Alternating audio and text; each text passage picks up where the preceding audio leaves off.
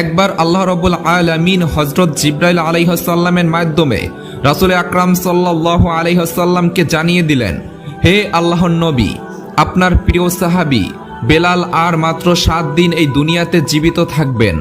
7 দিন পরে তিনি ইন্তেকাল করবেন।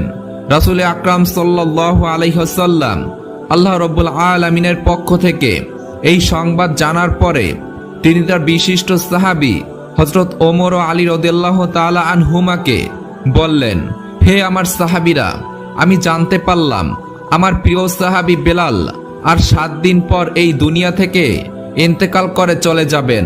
কিন্তু আমি জানি আমার এই প্রিয় সাহাবী এখনো বিবাহের সুন্নাত আদায় করেনি।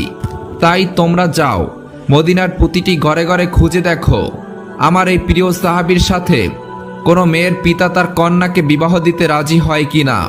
তবে তোমরা সেই পিতাকে অবশ্যই বলে দিবে যে বেলাল আর মাত্র 7 দিন জীবিত থাকবে।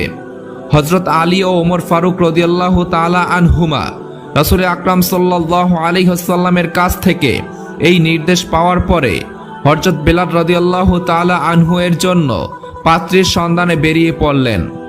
তারা কন্যার পিতার কাছে গিয়ে বলতে লাগলেন, আল্লাহর প্রিয় সাহাবী হযরত বেলাল রাদিয়াল্লাহু তাআলা আনহু এর জন্য রাসূল আকরাম সাল্লাল্লাহু আলাইহি ওয়াসাল্লাম বিবাহের একজন পাত্রী খুঁজছেন।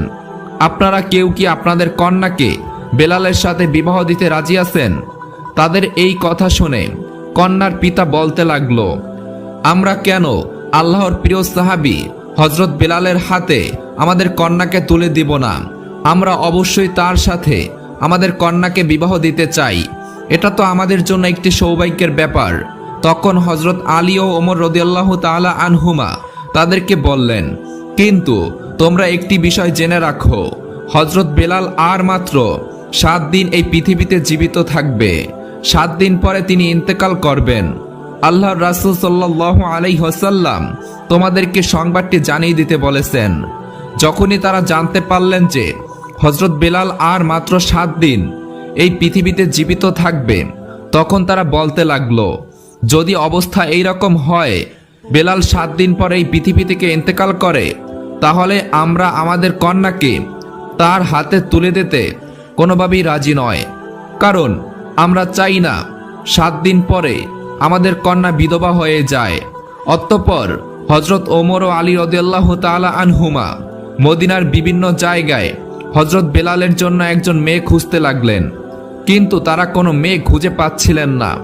খুঁজতে খুঁজতে তারা একটি জঙ্গলে পৌঁছে গেলেন। সেখানে গিয়ে তারা দেখতে পেলেন